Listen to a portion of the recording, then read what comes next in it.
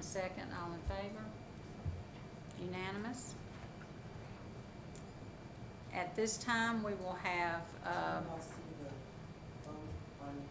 don't have, Yeah, hers is about loading, So, sure. So just, did we go ahead and do that? yes. at this time, we'll have public comments. If you would like to speak, please step to the podium and state your name and address.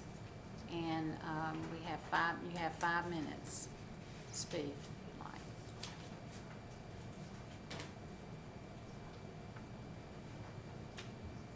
Okay.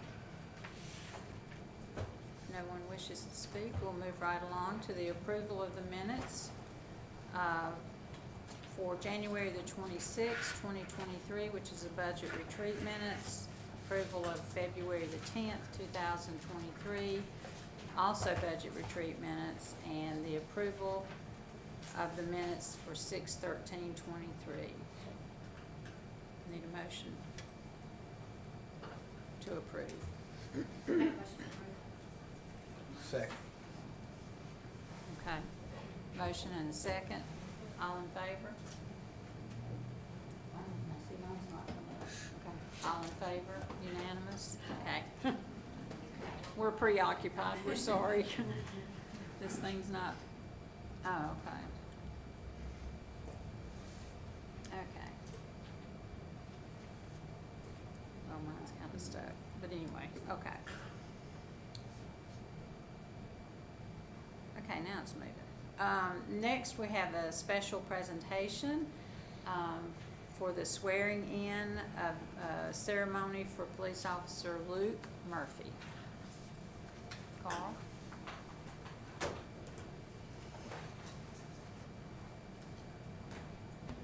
Thank you, Mayor and City Council. Just want to give a little bio or a little information on our new police officer. We're glad to have him. I'm going to ask him to step up there beside me. Murphy.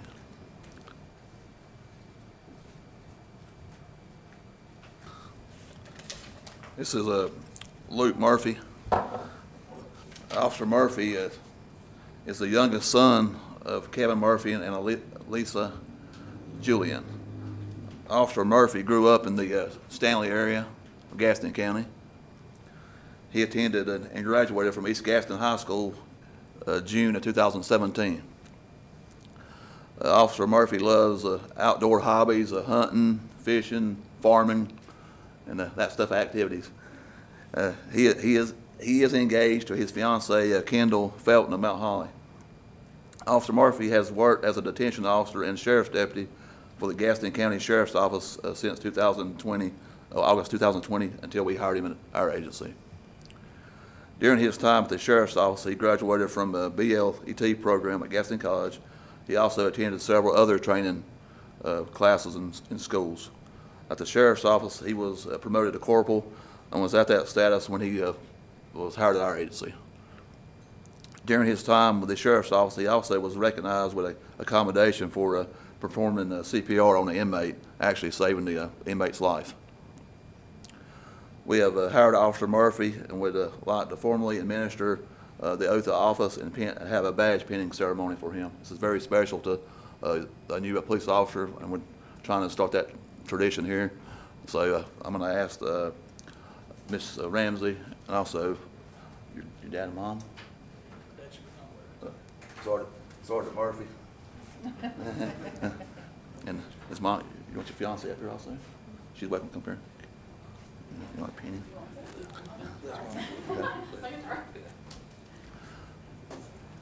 I'm thankful for his family and his friends showing up for this. It's very special for him.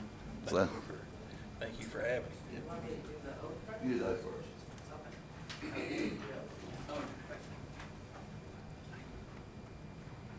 And just repeat after me. I, Luke Murphy, I, Luke Murphy, do solemnly swear do solemnly swear that I will be alert and vigilant that I will be alert and vigilant to enforce the criminal laws of this state to enforce the criminal laws of this state and the city of Lowell, and the city of Lowell. that I will not be influenced I will not be influenced in any matter on account in any matter on account of personal bias or prejudice, of personal bias or prejudice. that I will faithfully and impartially I will faithfully and impartially execute the duties of my office execute the duties of my office as a a law enforcement officer as a law enforcement officer according to the best of my skill, abilities, and judgment. according to the best of my skills, abilities, and judgment. So help me God. So help me God. Max is a mother that she would like to give us some.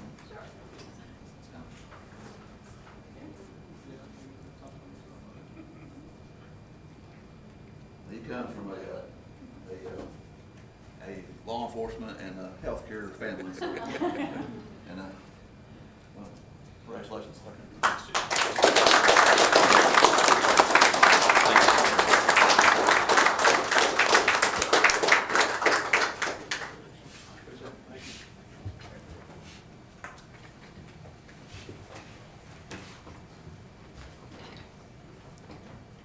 Jeff cannot see or hear the meeting. Can't see or hear. I've gotten a couple texts. Okay.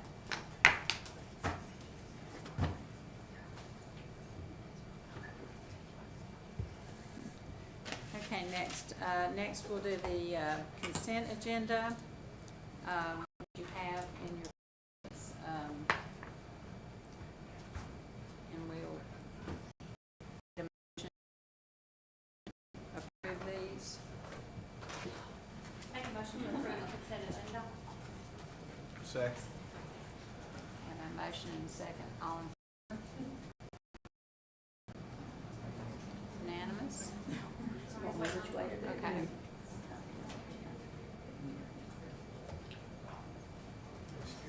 won't do it.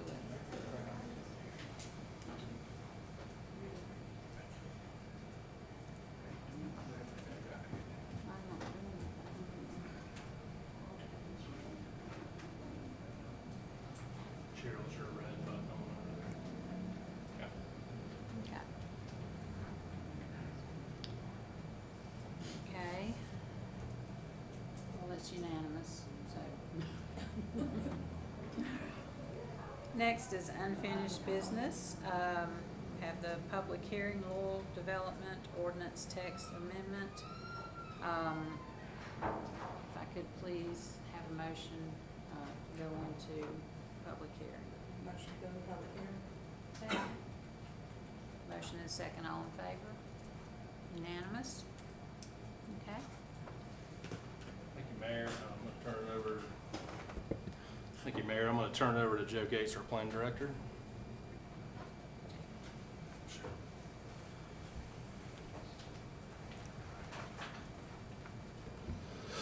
All right, I think I got that turned on. Thank you, Mayor and Council.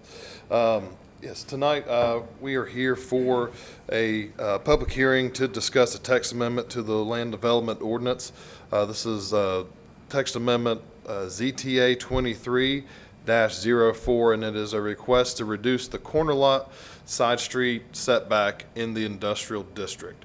On June the 6th, 2023, the Planning and Zoning Board voted unanimously in favor of approving this proposed text amendment. The amendment was advertised by staff in compliance with the Law Development Ordinance and state requirements, and was set to be heard tonight, Tuesday, July 11th, 2023. So the text amendment tonight before you, this was a staff initiated text amendment request. Periodically, staff will review certain sections of the code, and we will go through and make sure that the code, that the way that it's been adopted, is still good for development, and we kind of we'll do exercises, those sort of things from time to time. You can see in your packet some of the reasons what staff is proposing this proposed text amendment. One, to maximize land utilization. Two, to improve accessibility, optimize infrastructure, encourage infill and new development, and increase development potential, which would also include job creation and economic growth.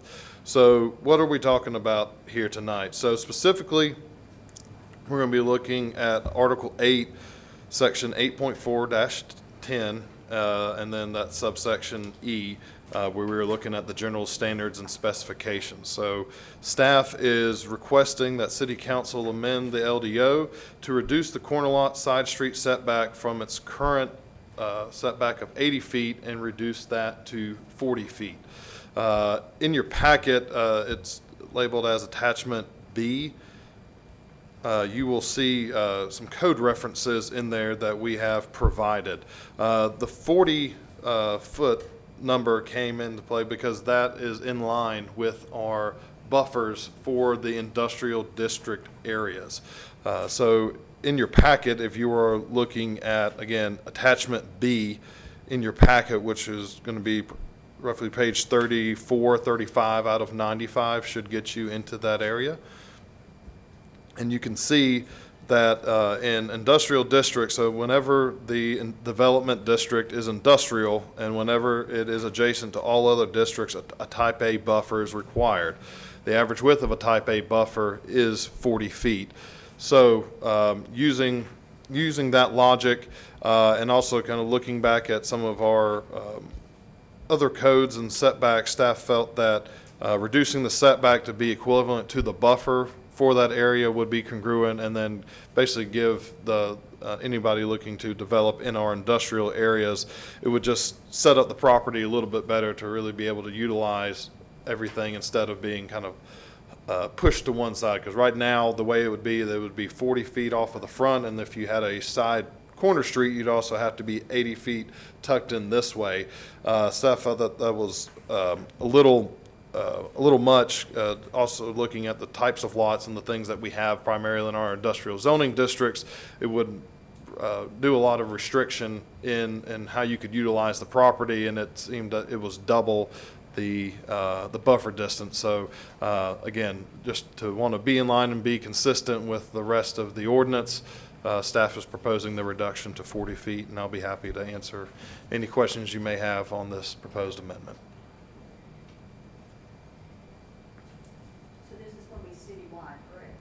Yes, ma'am. This is, this would be across the entire industrial zoning district, whatever properties happen to have that specific zoning classification.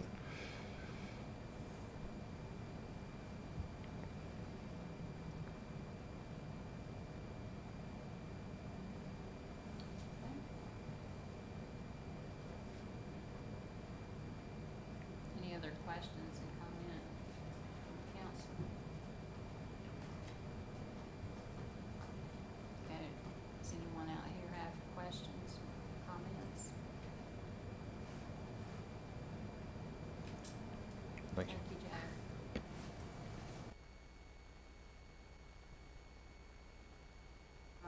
Need a motion to public hearing? Motion to close public hearing. Second. Okay. Motion and a second, all in favor? Unanimous?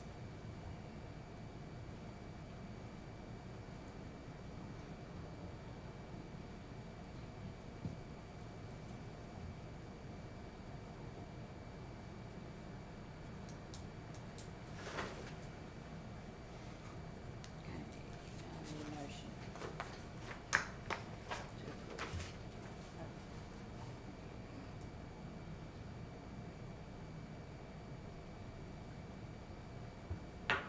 Motion to approve the Lawn Development Ordinance text amendment. Can you say the section? Section 8-4-10, the industrial district. General standard specifications to reduce the corner lot side setback. You can probably, Ms. Funderburk, just say zoning text amendment ZTA 23-04, and that'll cover all of it. ZTA what? 23-04. And then we do want a statement of reasonableness and consistency, that it's consistent with the comprehensive land use plan for the reasons stated in the staff report. I agree. So glad I did motion. Motion to approve ZTA 23-04, consistent with the.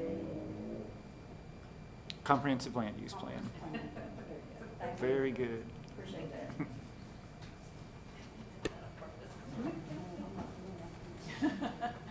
Okay, have a motion Second. and a second. All in favor? Unanimous?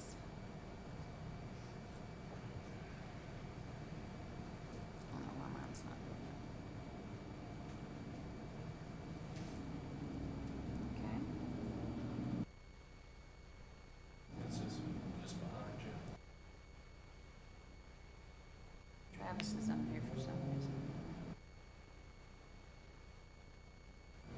Get out Thanks. of public hearing. Yeah, yeah.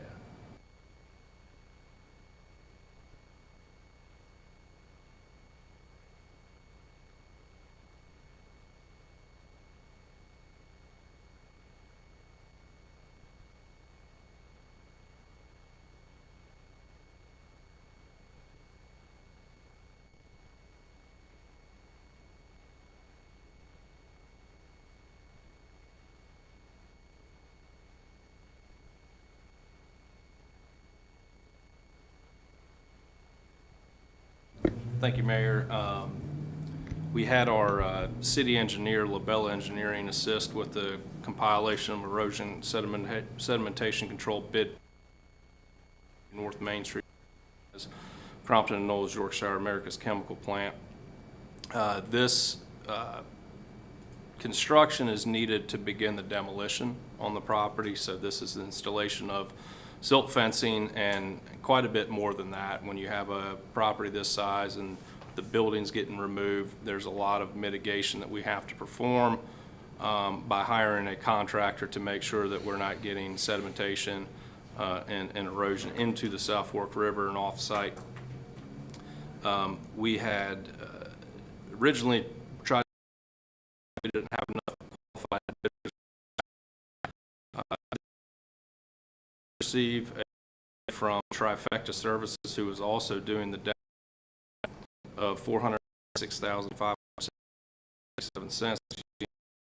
Broke down as well on the page that the engineers compiled for all of the quantities and unit pricing for all those materials that they're going to have to use. Also in your packet, you'll see a recommendation of award from Labella Engineering. Basically says in a long way that this is in line with what they anticipated this to cost with their engineering cost. The city would pay this through this SCIF grant that we received from the state when we received that $2 million in SCIF grant. So that SCIF grant we would use for this, and same grant that we're using for the demolition itself. So staff would agree with our engineers to award that contract to Trifecta.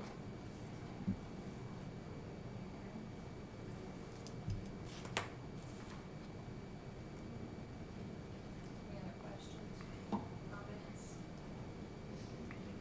Do we have a date yet of demolition?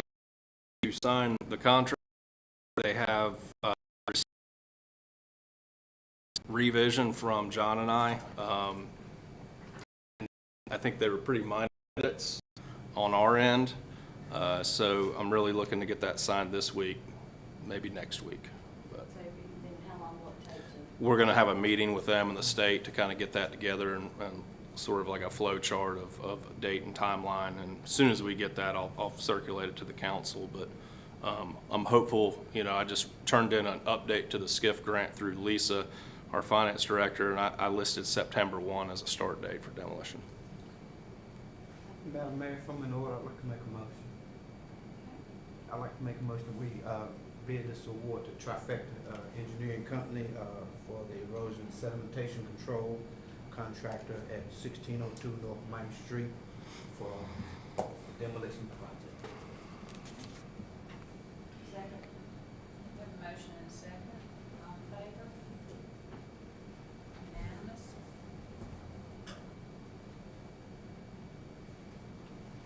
And,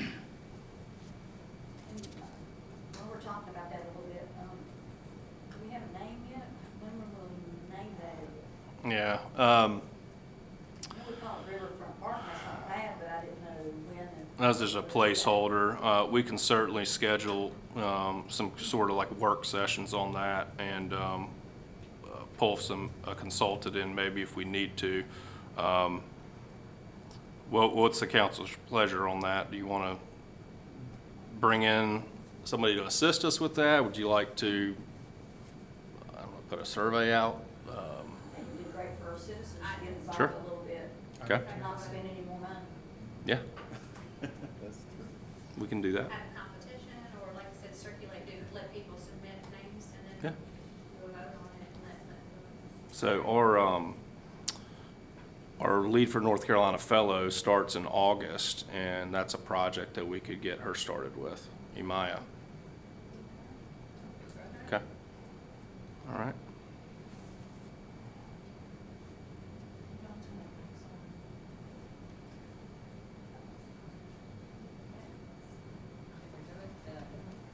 Okay, next, on the, under new business, we have, the need to move the August 8th meeting to August the 15th.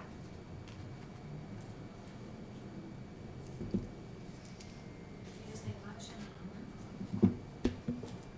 I make a motion that we move next month's meeting from August the 8th to August the 15th. Motion. Second. Motion and a second, all in favor? Unanimous?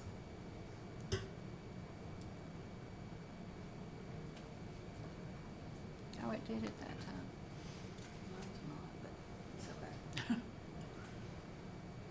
Okay, moving right along. Preliminary capacity assurance review application, Spencer Ridge subdivision.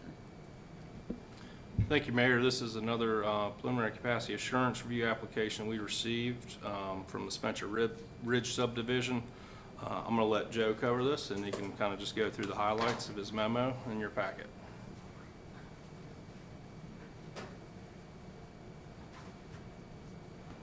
Thank you. All right. Thank you, Mayor and Council. As City Manager stated this, we have received an application for a preliminary capacity assurance review for the neighborhood known as Spencer Ridge subdivision. You probably remember it as the Pulte project. On July the 6th, Planning and Zoning Board met to review this application, and they voted unanimously to recommend approval of said application. Some specifics about this particular project. Again, this is being submitted by the Lennar Carolinas LLC, and they are requesting to extend Lowell Water and Sewer from its existing location along Lowell Spencer Mountain Road, located north of George Poston Park. The property is currently zoned SFR conditional and was approved for 422 lots and on approximately 223 acres. The specifics of this request, the applicant, they've reduced the number of homes to 407, and they are expecting wastewater of approximately 97,440 gallons per day and a water of 602,400 gallons per day. In your packet, you will have letters. You'll have the application starting on page 6 of your packet, and we have letters from our engineer, Labella, and also the Public Works Director, who have also reviewed the material and are in support and in agreement that the City of Lowell does indeed have water and sewer capacity to serve the proposed project. And I'll be happy to answer any questions you may have on this application. That was gonna be my question, whether or wastewater treatment, we can handle that. Yes, ma'am. So every month we are looking at those capacities, and there is a kind of an ongoing tally that we will look to see how much flow is going through the wastewater treatment plant. And so our engineers, at the time that these happen, they take a look at the current flow, look at the proposed, and see if there's capacity to have those. The developer specifically states under item number 1, and this is reading from the Labella memorandum, and number 1, system capacity, they state that the City of Lowell appears to have water and sewer capacity to serve the proposed project. And then they kind of go on into more specifics on why they think that, and then the remainder of the process. So I do want to remind council that the preliminary capacity is really just a spot check to say, do we have capacity, and is it wise and appropriate for the developer to move forward and actually spend more money and resources to develop something. If it's not and we're completely out of capacity, then the answer would be no, you can, and don't waste your time, doing those things, right? So again, this is just a preliminary capacity, and they would still have to go through our final capacity. And then even after that, there's steps into like locking that in and guaranteeing those things after the fact. So all of that to say, on this particular application for the Spencer Ridge development, staff is in agreement with the city engineer and along with the public works director that we do have capacity and support the approval of this P-CAR application. And they're paying for everything, correct? The developer's paying for all the construction to the new housing development? Correct. The developer would be doing that. Also additionally, and it's mentioned in the memo as well, so for the size of these projects, you guys remember probably about a year ago, we had a discussion and a text amendment regarding development agreements. So those are also additional ways, even our ordinance already would require that you do it. The development agreements, because of the size and scope, will tighten that down even further. It's a legal binding agreement that will come before this council at said time to really kind of tie down other items of development. They can be somewhat broad in their scope, but that's what staff, working alongside the city attorney and city engineers, would kind of provide the scope and scale of that document. So again, for another additional security, if you will, for the town and the developers as well. Thank you. Yes, ma'am. Joe? Yes, sir. Pulte backed away, and this company is coming in, and they said that they would, Pulte at that time, do all the infrastructure for their new houses.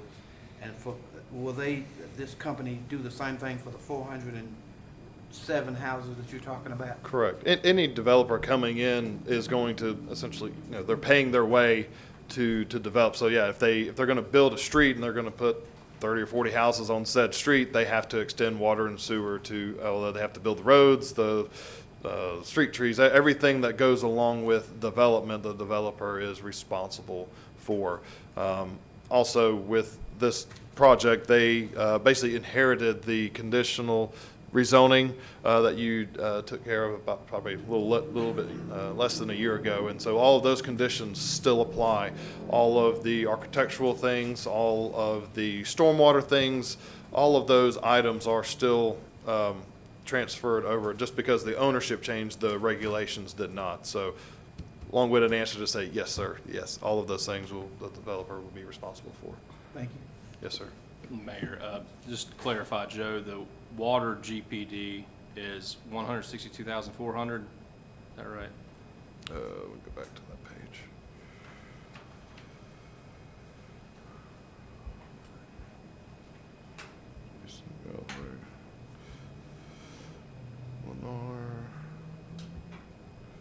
Can you say the question again? The water gallons per day is 162,400. I think he said 600 and something thousand when.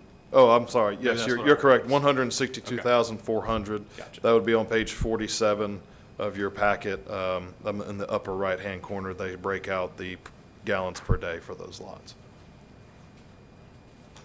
I have a question, Joe. Yes, ma'am.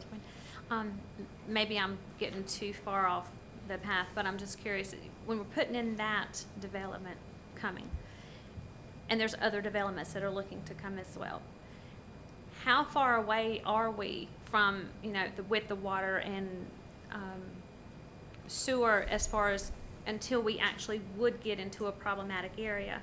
Does that make sense, what I'm asking? And I don't know that you know that, but I'm just, how many more developments can we bring in before we say, oh, now we got a problem? Right, and it wouldn't necessarily be the number of developments, but we'd be looking specifically at the gallons per day. So you're correct that there are developments that are kind of out there, and what happens is really as they start coming online. So most of these developments that you're referring to, we've already rezoned in some way, shape, or form. Some of them have started the preliminary plat process. Some of them are in other stages of development. And so we kind of keep a running tally of, all right, who's already has capacity, or maybe they were already filed out. Then part two is, well, which ones have had these preliminary capacity assurances, and we're kind of looking at that. So we know they're at that stage. It's not guaranteed. A willingness to serve does not guarantee capacity. Really, the numbers would not change until they completed their final capacity assurance review, and then they actually have to pay the tap fees and other related fees for the water and sewer within a certain timeline of being issued that final capacity. And that's really the piece that kind of locks it in. You know, and it even goes a little bit further. In your packet, you do have that, this policy, and it actually goes on to state that, okay, even if you pay those things, if you don't actually act on it for so much time, we're going to pull that capacity back to ourselves and do that. So to get back to your question, as of today, we are at, say 0.28, 29% capacity. With what we've looked at, we're looking somewhere into the 35% range as far as our capacity is concerned. And so, to answer your question, yes, we have room to grow. You know, probably by a magnitude of, you know, several 100,000 gallons we could still add to the system before. The magic number is 80% of our capacity is when we really have to get into the design upgrades to that particular wastewater treatment plant. And I'll add on to that, Joe, that so the 80% threshold is when the state makes the city, the municipality, begin engineering plans for expanding the plant, regionalizing to another authority, whatever option you choose. We got a grant for that. We're actually turning in the budget and scope for that project to engineer plans to do the regionalization. Beginning August 1, we're going to be submitting some documentation to DEQ. And then a little bit about that, you know, Joe said that we keep a running tally constantly. Every month when we get our DMR report from the plant, we see how much has gone through there, and it averages out throughout the month, and we get a monthly average. We look at peak days too, because that matters. And that's why we want to put in more and more resources in water and sewer to inflow and infiltration, where rainwater is getting into old sewer lines and patching those, lining them. That's why we did the CDBG-I project over here on the west side of town too, to assist in that. So we kind of penciled in the developments that have been rezoned already and looked at that. For example, the Grove Street Townhome project up here behind the Sundrop Choice building, that flow goes straight to Gastonia already to Two Rivers. It goes to the Fair Street lift station. That whole kind of basin already does. So that's not a strain on our sewer capacity. It's only on our water. And we're doing an AIA water mapping grant that we got a grant for to map out all of our water lines. That'll be followed by a hydrology study of the whole city. There's been many, many years of, as you all know, doing a lot of utility planning and getting ready so that we're not getting knocked on the door by the state saying it's 80% time, you got to go. Because at 90% of capacity, you have to begin construction of either upfitting the plant or regionalizing. So, and I'll get to an update on the grant that we applied for on the construction here in my comments too. But thanks, Joe.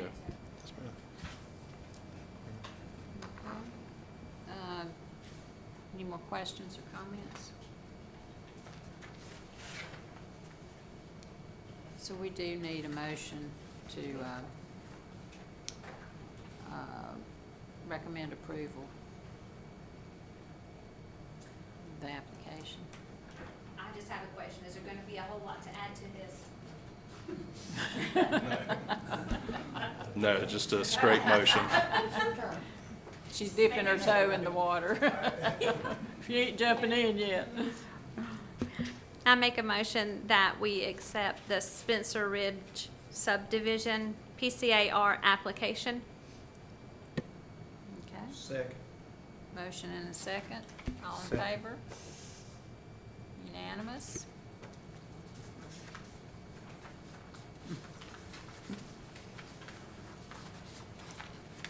Okay, next is 6D, which is preliminary capacity assurance review, application for Willow Creek Meadows subdivision.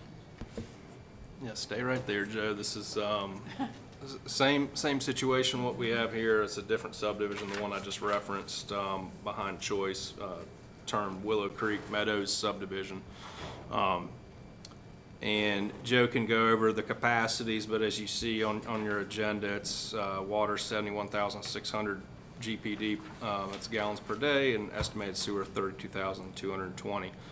As I just mentioned, the Two Rivers was consulted because this flow will be going to the Fair Street lift station on the sewer side. So you'll find in their packet behind the engineer's memo to accept this PCAR application, a memo from Two Rivers stating that they will accept it. And Joe, you want to add anything to that? No, that was pretty much it. Again, if you want to read into the engineer's letter, that'll be starting on page 68 of your agenda packet. But their first statement, based on the current water and sewer system capacities, flow projections for known proposed connections and planned capital improvements, the city of Lowell appears to have water and sewer capacity to serve the proposed project. Okay. Does anyone have questions or comments for Joe?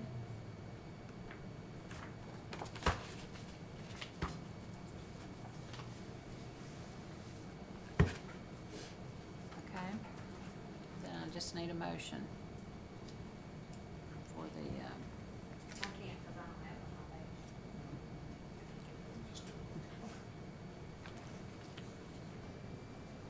page. Motion to approve,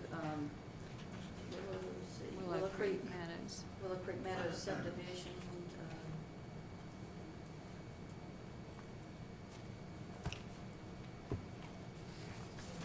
CAR 2023-4.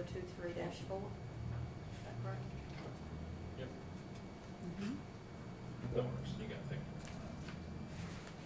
Okay, got a motion on the floor. I'll second that. Motion and a second, all in favor? Unanimous?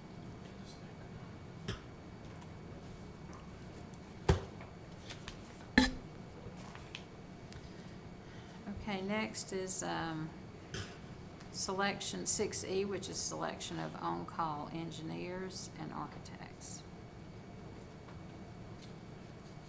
All right, thank you, Mayor.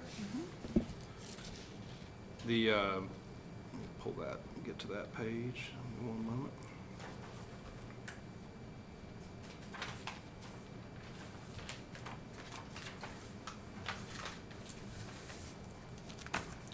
All right, so the city staff advertised a request and architectural design services. We published this on June 6, 2023. Those qualifications were due to the city by July 7th. This proposed RFQ is for on-call engineering architecture services for the city, and it's a 3-year contract. And one of the reasons why city staff felt we needed to do this is that we really didn't know where we were at with our current one engineer on-call contract that was previously adopted before I was here. I couldn't find much documentation on how that was procured.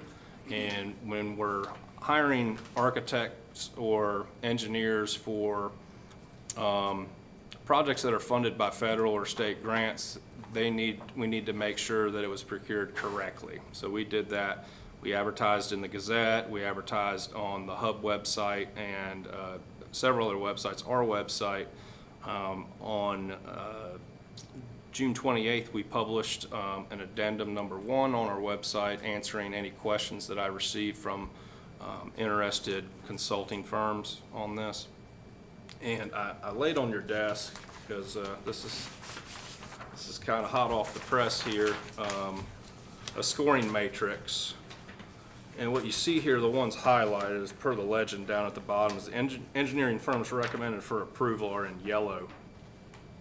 And then they may also have architecture services within their company. Some of the larger companies have an architecture arm to their company, as well as engineering and other consulting services. We listed out 7 areas that we wanted these firms to submit for. And I'll just read those off. Public water distribution, sanitary sewer collection, transportation, water resources, think stormwater, things on that. Administrative, that's kind of the day-to-day that we have been using Labella for, with like plan reviews for subdivisions and things like that, and small projects pop up. Also funding, pursuing grants for the city, and facility design. We know that we have several of those listed in our 5-year CIP for the administration for the general fund in the city of Lowell. So we felt the need that we needed to acquire a couple engineering firms that we could choose from quickly for any projects that pop up. So back to the matrix. The ones highlighted in gray are architectural design firms that are recommended for approval too. So typically you'll see, depending on the size of the city, you know, maybe 4 or 6 engineering firms and a few architecture firms, depending on what you have in your horizon of projects to work on with the city staff. So I can answer any questions on this. I know this hasn't been dealt with in many years here, so. So you said we have to have a 3-year contract? Is that It's a what 3-year costs the city contract. anything It's, to have that? no. Every project that we would engage, so think of it like this. We would engage these, say 1, 2, 3, 4, 5, 6, 7 engineering firms, and we would choose from those 7 engineering firms every time we have a project that we would want to go with them. So we would generate a letter for the type of work that we're wanting them to participate in. They would accept it, sign it, send us back like a fee schedule for what that'll cost. When you said contract, I just thought money. Okay, and you said someone would be doing some grants? Anything specific or just general?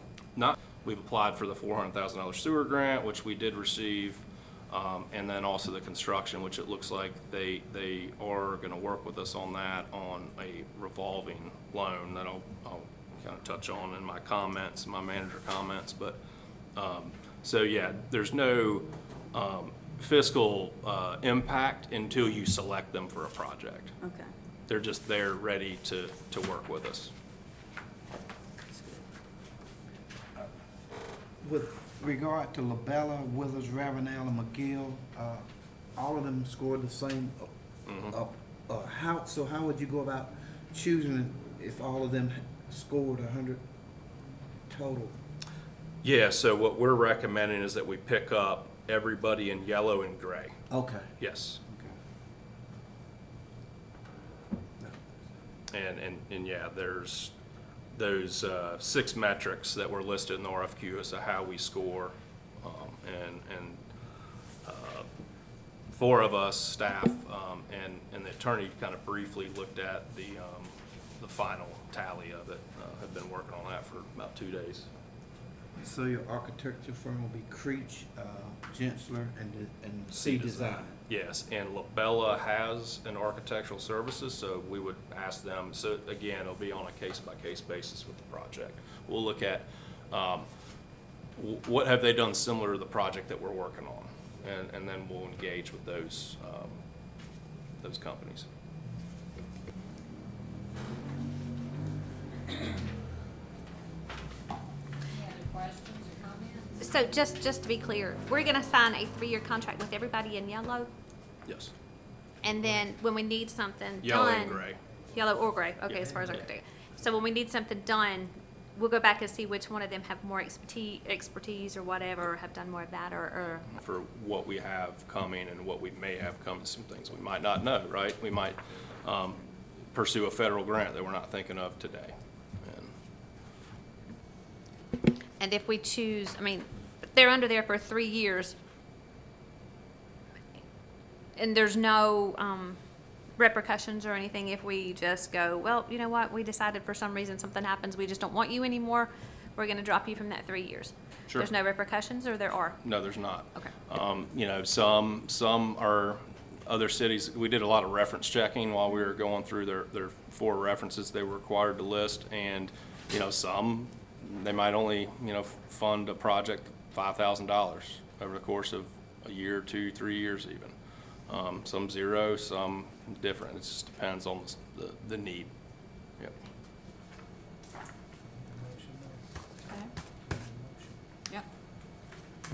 I'd like to make a motion based on the city manager's and his staff's recommendation that we choose those that are listed in yellow and gray, which would be LaBella, Withers, Ravenel, McGill, Creech, Gavin and Dorn, am I right? Gavin and Dorn? Land design. Land Design, Gensler, LBJ Engineering, and KCI. And C design. C Design, right, yeah. That's what. Okay, motion and second. All in favor? Unanimous?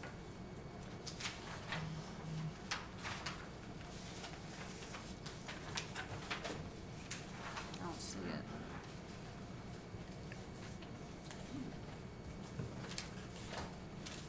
Didn't come up, did it? Okay.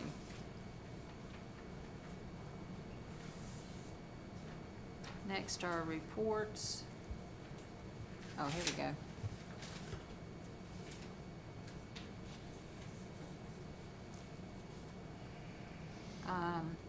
John?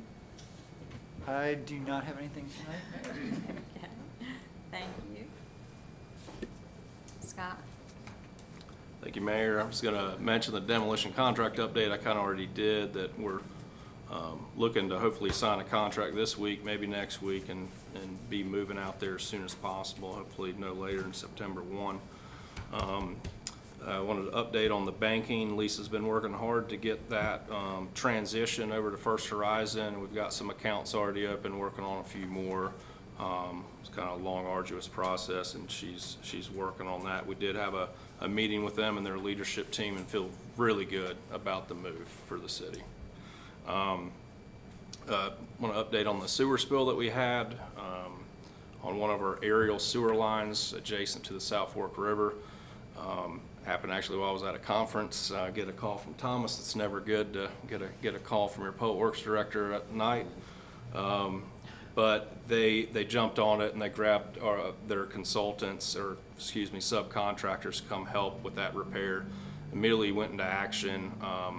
As you all know, that's his department works around the clock for these things that pop up. We were cleared with that spill. We did have 2 rivers do some testing, make sure that the river was okay coming up on the July 4th holiday, with everybody out on the water. So that was addressed very swiftly, and he's still making some repairs we're gonna have to do to some of the piers out there that were holding up that pipe. We got some temporary measures up now, but there'll be some more permanent measures coming up. Staffing update, we're going through some interviews right now. We're still working on finishing a few job descriptions. We're making headway there, receiving a lot of good qualified candidates for the positions. Community center update, we are looking to hopefully see cabinets start being installed next week in the kitchen at the community center. And then that'll be followed by flooring. We already had painting done. All the interior existing cabinets were removed by Public Works. Our plumbers have been in there, and also electrician, to get things up to code and ready. And then, so after cabinets comes flooring, countertops, and appliances. So we'll be hopeful to get that also open by no later than September 1, back to the community for rental facilities. The exterior is moving along too. We're just held up on some window orders on some sashes, kind of a unique dimension, and they're being made, and all the exterior doors are being replaced, and some ceiling fans in the 2 porches are being added. Let's see, Travel Tourism Board creation. We might have talked about this from time to time. So I believe it was in 2007, the General Assembly granted Lowell the authority to have a hotel occupancy tax. Well, we haven't ever had a hotel here, so there's never been a pressing issue to do anything with that. But we're seeing more and more houses come up that are like online rentals, like a VRBO, Airbnb type of situation. Short-term rentals, I guess is the correct term for that. And right now, they pay taxes just like a hotel occupancy tax. When you see your receipt, when you stay at a hotel, it's like, wow, pretty big chunk of tax there. Well, it goes to the municipality and the county. Well, because we don't have a board set up, ours is going to the county. And granted, we only have a couple houses that I'm aware of at this moment. I think that's growing and they're steadily becoming more occupied, therefore the taxes need to be held by the city. So we're working on getting a set of bylaws together to bring you all to establish a travel tourism board. That board will be a citizen-appointed board. And then some other experts, like you can pull from, say, the Gaston County Travel Tourism Center. It's not restricted to geography because there is a level of expertise that would be benefited from having some members on the board from those areas. So just wanted to give you an update that you'll see something coming for that in a couple months. And then we did receive information yesterday from our engineers that helped us submit the application for the $7.9 million for the City of Lowell interconnection with Two Rivers Utilities at the wastewater treatment plant. That it appears they're approving us. This is their online spreadsheet that they released after a meeting, that they're approving a CWSRF loan to the city in the amount of $7.4 million with a principal forgiveness of $500,000. That's all the information I have on that now. I know the history of these loans a little bit, that some of our neighbors have received these loans. They're great loans, 0%, or maybe up to 2%. We haven't gotten any of that information yet, but just as I find it out, I'm letting you all know. So that's definitely a step in the right direction. As you all know, we've still requested from the state and the federal government assistance with that big ticket item. So we're still waiting to hear back from that. I had a call with Senator Overcash last week, and he said he's still working on that. The state budget obviously hasn't been adopted yet, but he did let me know that he did have some discretionary funds, and he's sending $150,000 to the City of Lowell right now for use for interior at the community center. So we can try to get all the interior of the first floor substantially completed with those funds. So that's a positive too. So I just wanted to bring you all up to speed on that.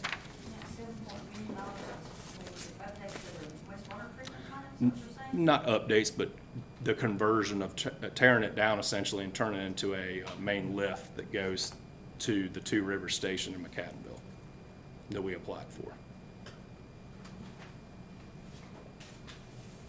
Madam Mayor, I did actually have an update. You reminded me of something and I forgot to let you know. So the city clerk, Ms. Ramsey, coordinated the 3 of the remaining closings on the CDBG grant individual home improvement loans. So this was a grant that the city received probably about 2.5 years ago to assist needy homeowners with needed repairs to their properties. They have to sign loan documentation where they're going to continue to live in the home, not rent it out, pay the taxes, maintain the property, and then the amount that they receive will decline over an 8-year period. So as long as they continue to comply with the program, they'll get the benefit, and of course the city will get the benefit in terms of improvement in property values, and the neighborhoods will get the benefit of having a little bit better property. So that's no cost to the city. Coordinated Withers Ravenel did a lot of the grant work, and then the city clerk has been working with the individual homeowners to do that. So those were all closed last week of June, so that should be really helpful for certainly those individuals and probably the city as well. You said it was 8 years they have to stay in their home? 8 years, right. It can, if there is a death, if one of them were passed, that can still carry on if it's a direct descendant that lives there and they qualify by virtue of income for the program. So there'd have to be some assessment of where that is, but they will never pay anything as long as they stay in the home, maintain the property, pay the taxes. Okay. Thank you. Thank you, John. Thank you, Scott. Joanna, you have anything? Andy? Of course. I briefly spoke with Scott, since we've Duke Power is replacing the power poles all the way down McCannville Road. I didn't know if you had time to look in on it, that we could now, instead of, then the banners are great, they look really good. I suggest that maybe we keep those even the holiday season and put up, you know, Christmas banners. But now, I think we may be able to relook at that again, because I think the replacement cost was $5,000 per telephone pole. I don't know how many we wanted or needed, but now we can look at that and put a nice, big, what, even Judy Horn was in office years and years ago, and they wanted to do that so bad, and the Lowell Community Committee wanted to do that, and now I think, if I'm correct, that we can look at that again, and hopefully we can do it now, because Christmas will be here a couple months. Yeah, I believe you're right. It's appear that we have that correct height difference that we did not have before on the shorter poles, and Thomas is looking into that right now with our electrician and getting quotes for that. And then checking the height situation too. Okay. And also, do we have an update on Sam Mitchell's flag? We still don't have all the correct dates yet, so that's why we've held off. Okay. Yep. All right, thank you. That's all. Okay. Thomas?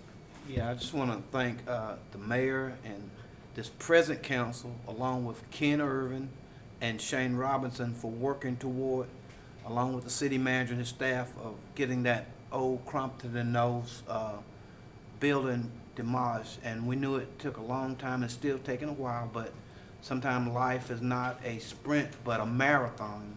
And you've done some marathon work on that, Scott, along with this council. And I think the citizens of Lowell will really be happy when they see just a level ground where a future park will be there. And that's things that this council has done and worked on for many years. And I thank God that we're staying the course with the marathon. The second thing I have is that on South Main Street, where this 7-Eleven or general store is supposed to be at the corner of Kenworth and South Main Street, they need to, I don't know if Joe's in charge, or I think I called Joe about that. They need to really work on the overgrowth, because it is extreme. And it looks like Gilligan Island down there. And we need to tell them that Lowell exit, is that 22, Scott? Exit 22 is a gateway to Lowell. And if we're going to be a gateway, we really need to back up what we say, not just say it, not be it. We need the gateway. And the last thing I have, Mayor, is Thomas, on South Main Street, about 200 South Main Street, you have a sidewalk that has a high incline that if people walk and they're not careful, they can trip over. I think you got it marked with an X right at 200 South Main Street, so I think it needs to be re-cemented, or however you guys do it, okay? That's all I have, Mayor. Thank you. Okay, well, I would just like to say, that the new city entrance signs, I've noticed those, they look great. With the new logo, it just pops and looks cleaner. I like it. And that's pretty much all I have, other than just thanking you all for coming tonight, and we appreciate your input and your attendance. So with that being said, I guess we need to take a 5-minute break before we go into closed session. So, can I have a motion? Motion for a 5-minute break, please. Okay, motion and second on the floor. Everybody agree? Good deal. Thank you so much. Is that it? Yeah. Chris.